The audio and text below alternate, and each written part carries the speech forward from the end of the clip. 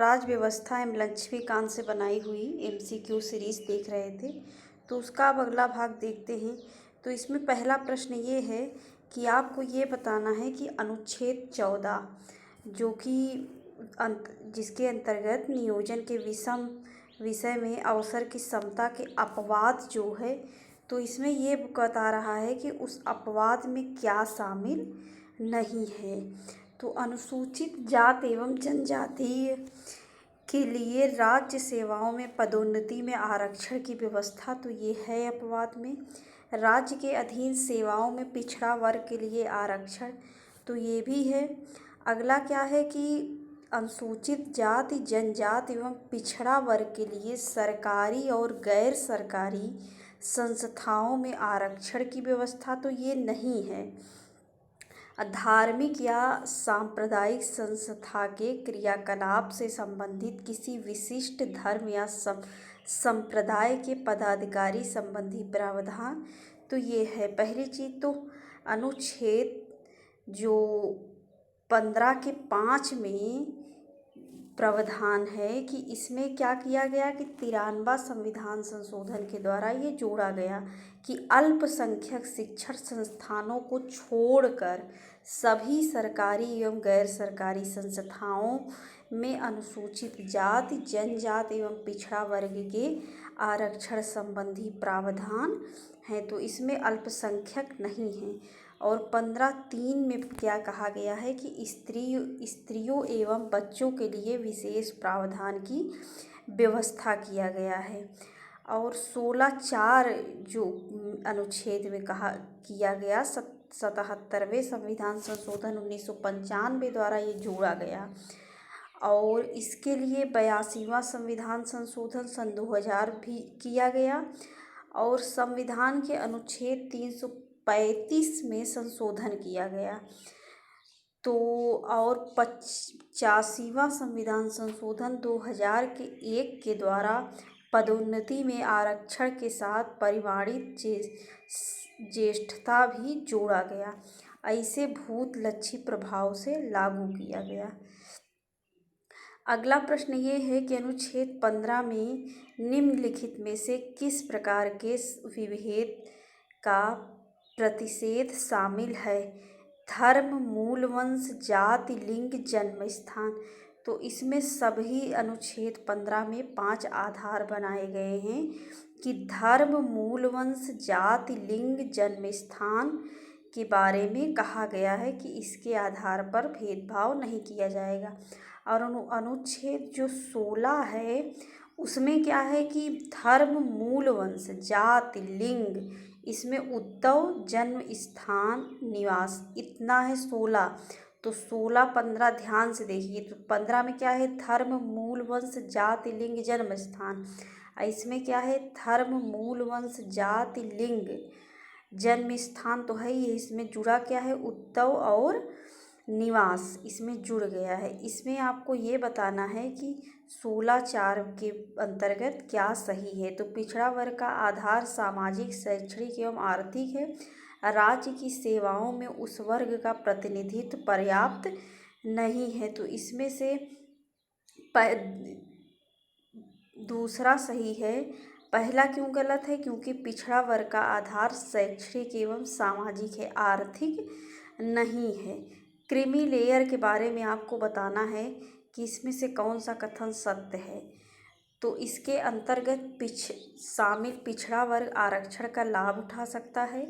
पिछड़ा वर्ग में क्रीमी लेयर की पहचान के लिए रामानंद समिति का गठन हुआ और जिसके पास एक छूट सीमा से अधिक की संपत्ति है वो क्रीमी लेयर के बारे में अंतर्गत नहीं आएंगे। तो इसमें आपको बताना है। तो इसमें यही बी वाला सही है कि पिछड़ा वर्ग में क्रीमी लेयर की पहचान किस समिति ने किया था? तो रामानंद समिति ने किया था। और पिछड़े वर्गों में क्रीमी लेयर की पहचान के लिए रामानंद की समिति का गठन किया गया था और इसने अपनी रिपोर्ट 1993 में सौंपी थी। जिसके पास एक छूट सीमा से अधिक की संपत्ति है वे क्रीमी लेयर के अंतर्गत आएंगे। छूट की सीमा का निर्धारण राज्य करेगा। और फर्स्ट और 3 इसीलिए गलत है कि पिछड़ा वर्ग क्रीमी लेयर के अंतर्गत आते हैं, उन्हें राज्य की सेवाओं में आरक्षण का लाभ नहीं मिलता है। इसमें कहा गया है ना कि इसके अंतर्गत शामिल पिछड़ा वर्ग आरक्षण का लाभ उठा सकता है। तो इसमें लोक नियोजन के विषय में आपको बताना है कि कौन सा कथन सत्य है। जो अधिनियम 1957 के तहत, यह अधिनियम भारतीय संविधान के अनुच्छेद 16(2) का अपवाद है। वर्तमान में यह व्यवस्था किसी राज्य या केंद्र शासित प्रदेश में लागू नहीं है। तो पहला सही है, इसमें 2 गलत है।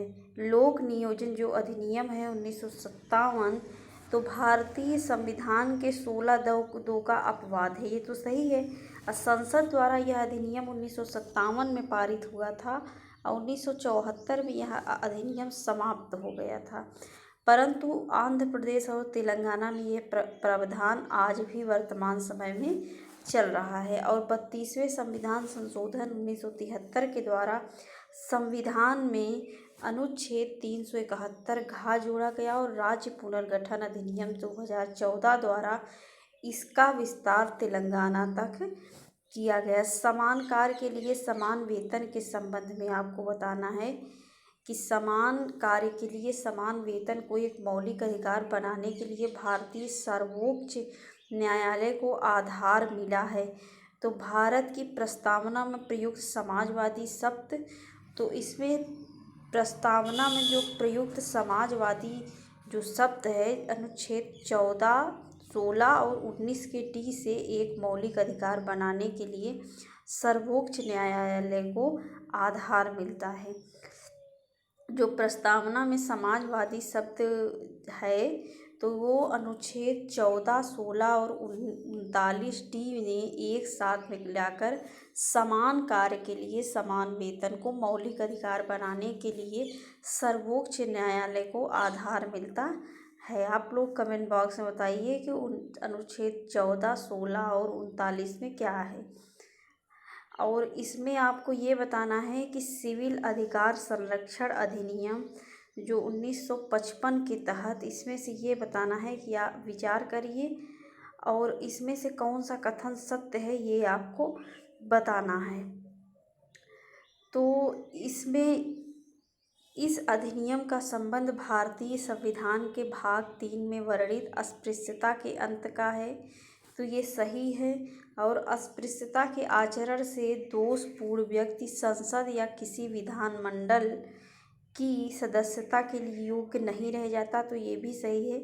भारतीय संविधान का अनुच्छेद 35 संसद एवं राज्य विधानमंडल को यह अधिकार देता है कि वह इस प्रकार के अधिनियम बना सकें। तो 2 गलत है, क्योंकि अस्पृश्यता का अंत भारतीय संविधान के अनुच्छेद 17 जो कि समता के अधिकार के अंतर्गत आता है 14 से 18 तक। इस संबंध में केवल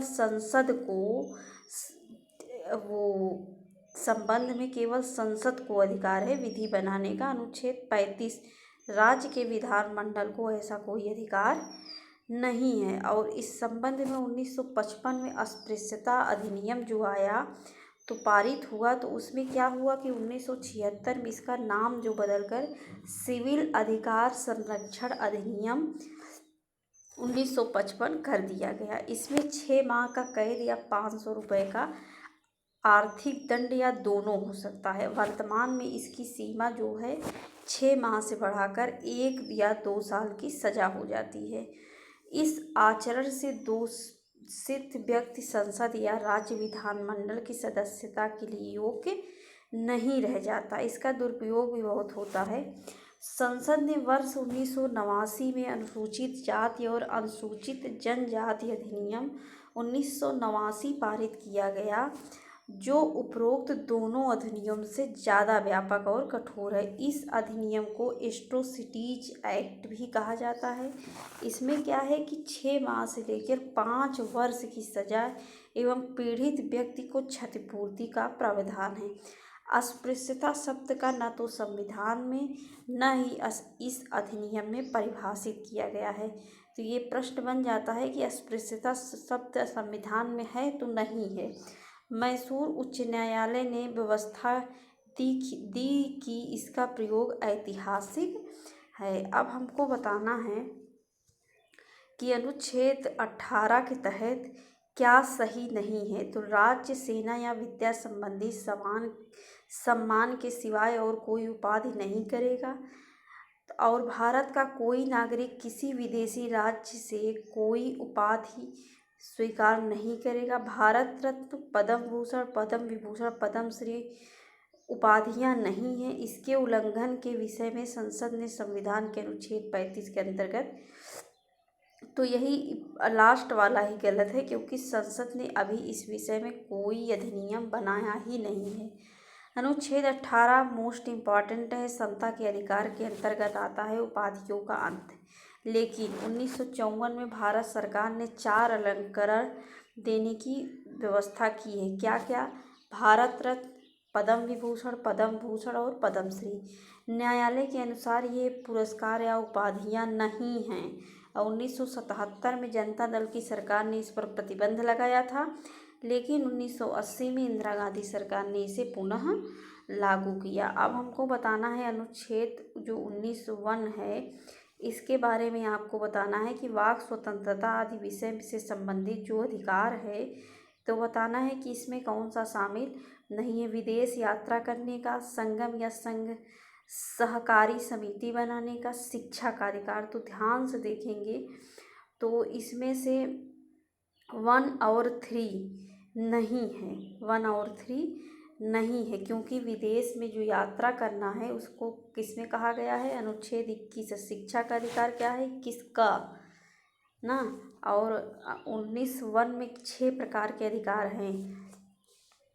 वाक एवं अभिव्यक्ति की स्वतंत्रता का अधिकार, शांतिपूर्वक एवं निरायुध सम्मेलन का अधिकार, संगम या संघ बनाने का अधिकार, भारत के राज्य क्षेत्र में घूमने का अधिकार, उसके बाद किसी भी भाग में निवास करने या बस जाने का अधिकार, उसके बाद कोई वृत्ति या उपजीविका या व्यापार या कारोबार का अधिकार। तो पहले हम बोले, इसको याद करने का यही तरीका, पहले हम बोलेंगे और जब हम सहमत हो जाएंगे तो क्या करेंगे? हम एक सम्मेलन करेंगे शांतिपूर्वक, उसके बाद हम एक संघ बनाएंगे।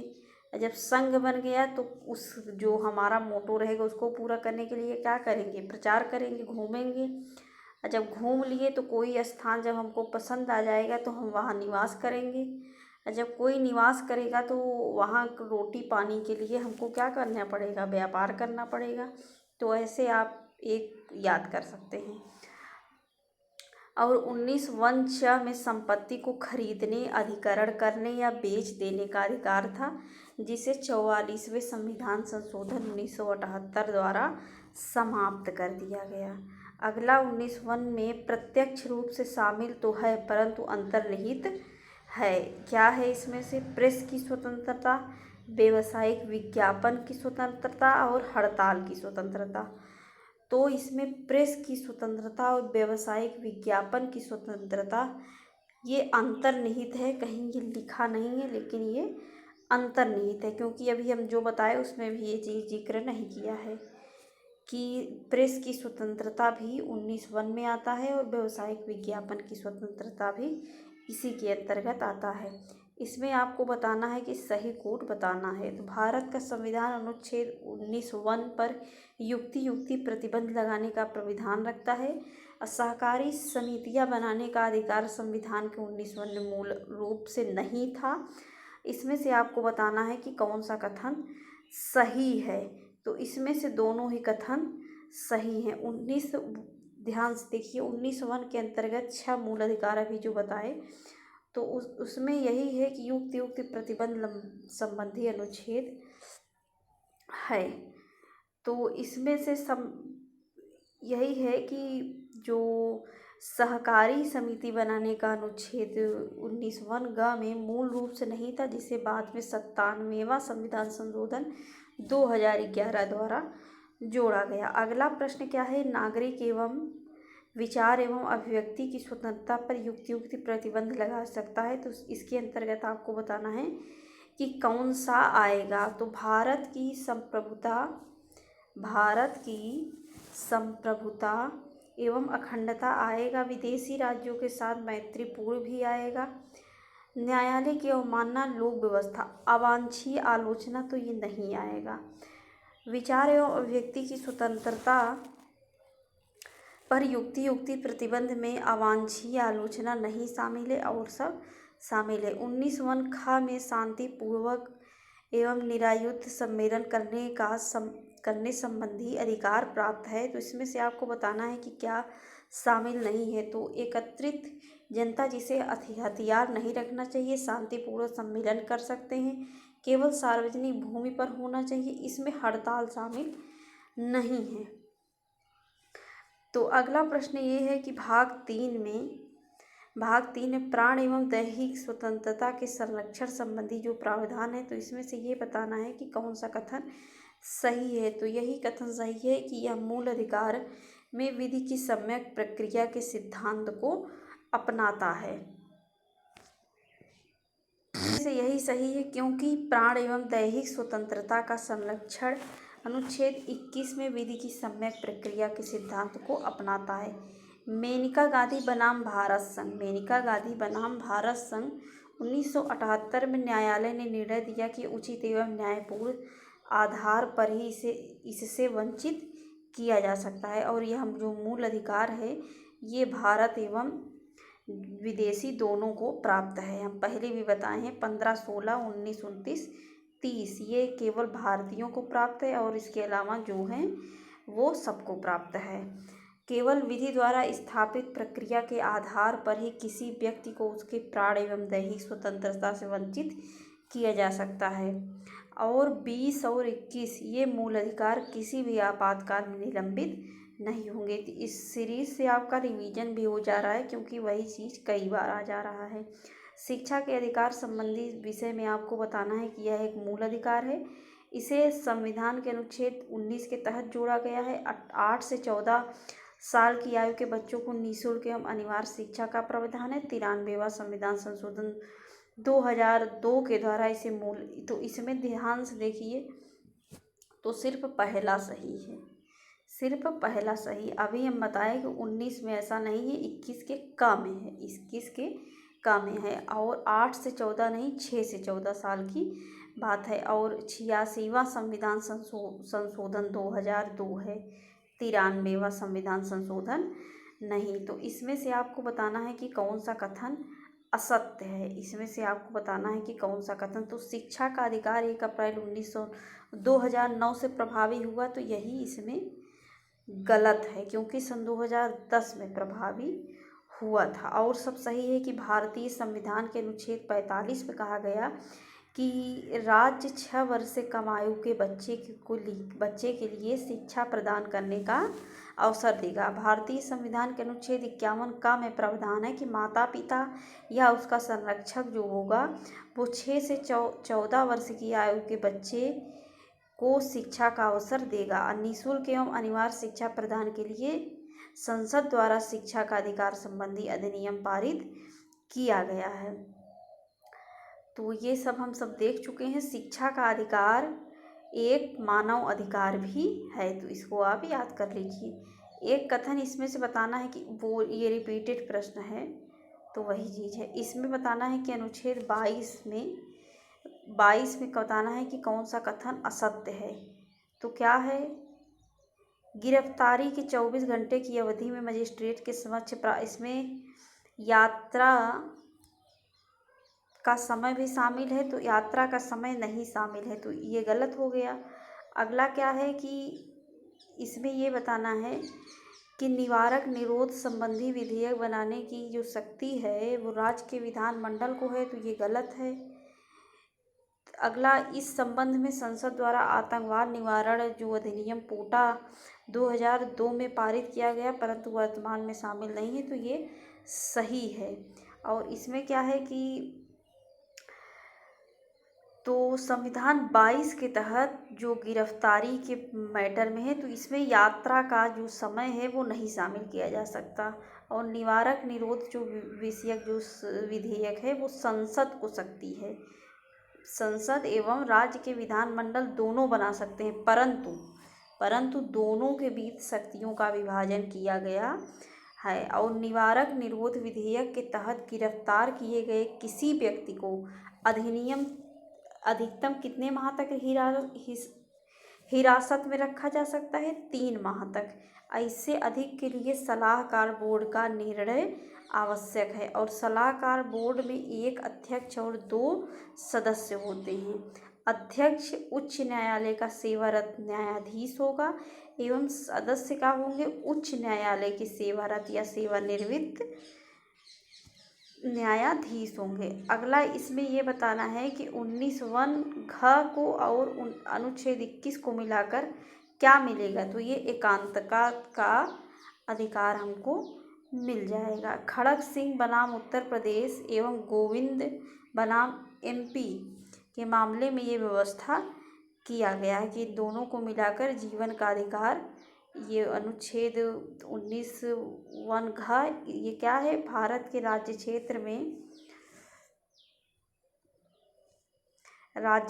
में सर्वत्र अबाध संचरण, और अनुच्छेद 21 में क्या है कि जीवन का अधिकार। तो इसको मिलकर हमको निजता का अधिकार मिलता है। तो आज के लिए बस इतना ही। Thanks for watching this video.